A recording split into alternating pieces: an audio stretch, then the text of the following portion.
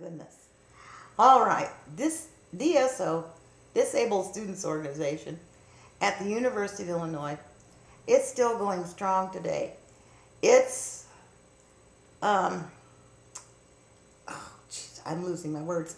Its purpose was to introduce severely disabled students to independent living on a college campus and make sure they were trained with social, psychological, and physical skills to succeed on campus. And you had to be admitted through them to attend the University of Illinois if you were disabled. So you went for an evaluation. Then, if you were pretty severely disabled, you went 2 weeks ahead of the freshman class's normal early appearance so that you could live there and see if you could manage it. And I remember being so nervous when I went that I got sick. And I have a friend who was partially a supervisor, a trainer of us. We were afraid of her at the time, but she's since become a good friend, Jan Little. And she used to tell me after we both long gone from the U of I that she figured I wouldn't last a semester from the way I started out. Because I got into those barracks for those 2 weeks and promptly got sick as a dog with one of the upper respiratory things I get. And I mean to tell you, I was in bed, flat out, with antibiotics and coughing and stuff. So at any rate,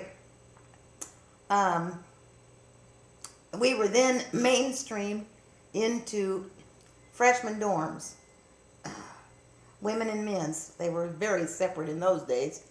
And you had usually an able-bodied roommate. And the bathrooms were made accessible. And most of the campus buildings were accessible, but many were not. And there was always a partnership between DSO and the administration. They would move classes for you down to the first floor level if you had to, or that you would have these absolutely arcane and strange ways to get into buildings that weren't really accessible by today's standards at all. But I guess the good thing that I remember about DSO was the fact that it was a pioneer organization and it was a pioneer experience. There were probably 120 people on campus in wheelchairs. The campus was 30,000 people at the time I was there, and I imagine it was about 120 in chairs that freshman year. What I didn't like about it, and hate to this day,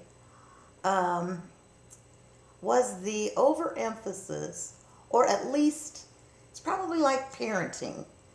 Tim Nugent's, the legend that if you were caught taking a push across campus from an able-bodied person, you would be kicked out of school.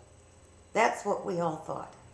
So, you struggled always, fearful that somebody was looking over your shoulder or would catch you doing something you shouldn't be doing and kick you out. It's like the ultimate Hitler parent. And is that true? Yes and no. I don't know how. He was really hard-nosed about independence. And was he disabled? No. Psychologically, as an adult, I can understand it, but it does terrible damage to people who are already independent and trying. Absolutely.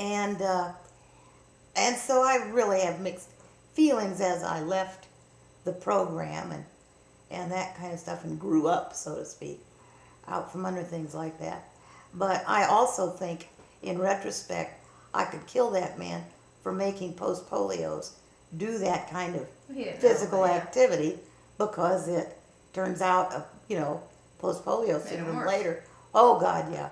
I think I'd probably still have shoulders if I hadn't struggled trying to push places that I shouldn't have been pushing.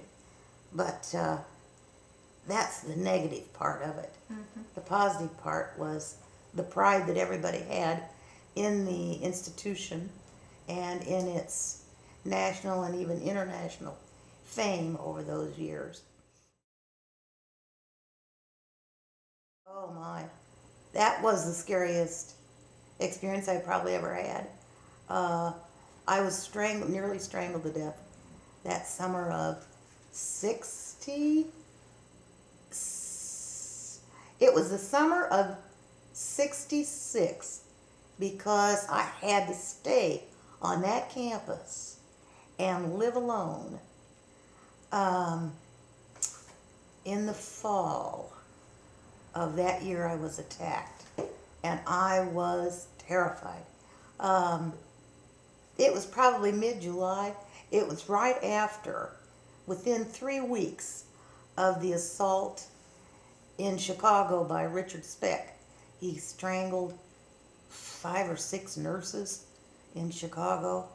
But at any rate, somebody broke into the apartment, and I woke up and saw my wheelchair moved away from the side of my bed, and a person in the doorway, and I was sleeping on my stomach.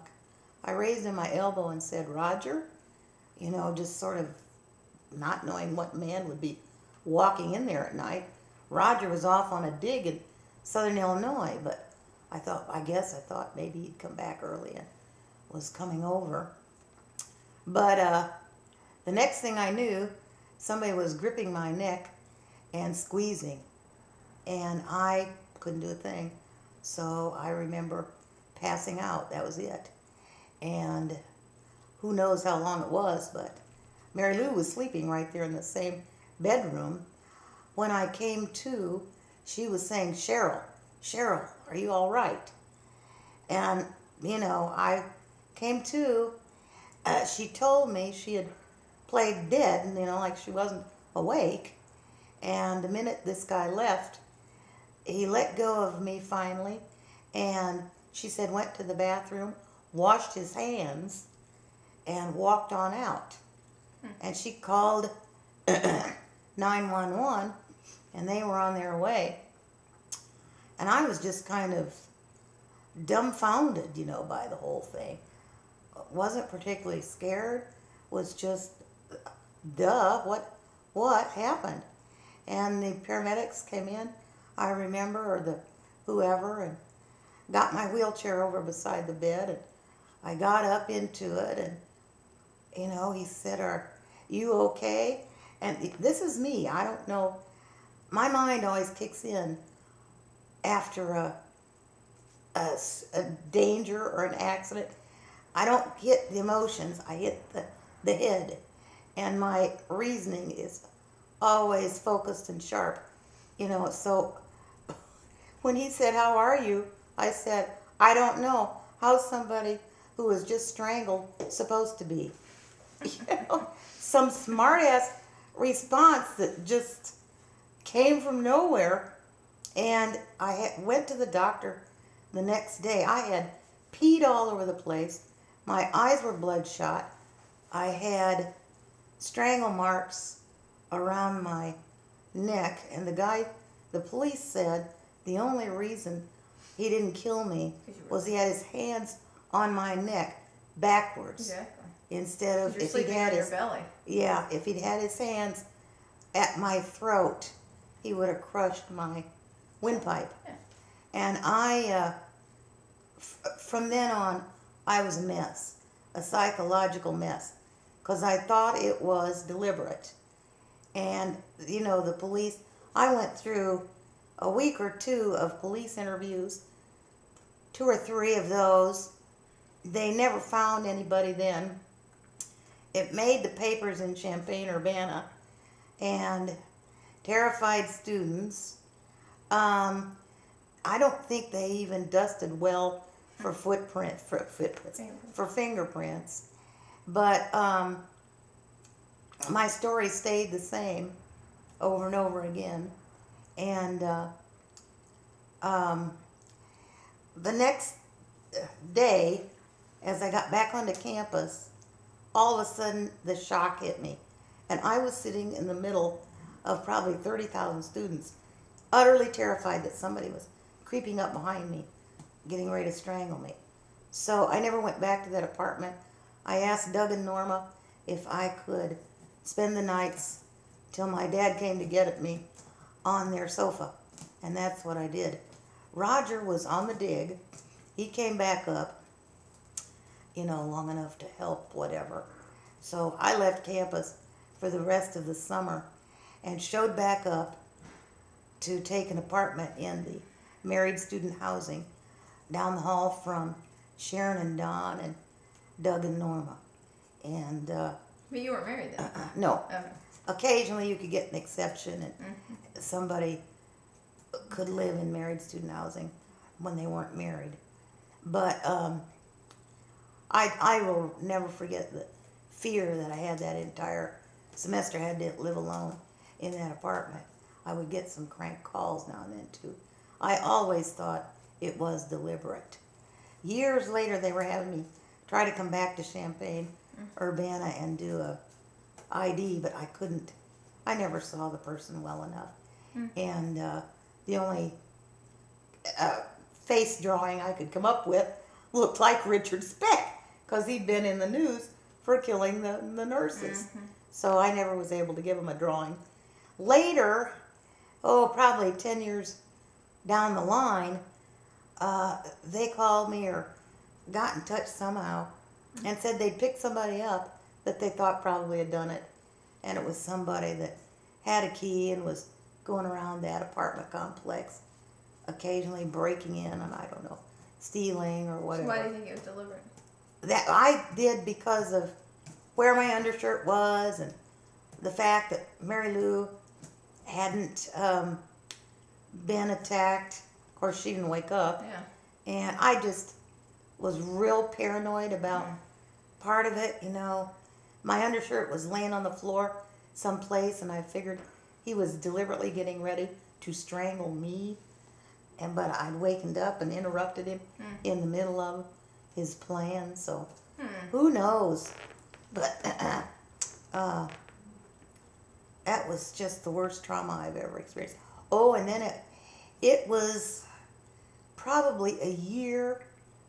I couldn't tell about it to anybody. I just couldn't, because I would become emotionally unable to speak. So it took a year or two before I could tell the story. And then every time I told it, I would cry while telling it. It took a good 5 years to be able to tell the story without being emotional. And it took maybe 10 years before I forgot about it and wouldn't think about it all the time. So it was amazing. And nobody really It was helped an you unsolved crime. Well, but psychologically, Oh. they didn't have any set up in the Not really. And grandma, grandpa, No, we deal with things. That's what you did. So I guess I would have had temporary post-traumatic stress disorder there for, quite a while. I didn't have any flashbacks. I was just terrified half the time. So that was that.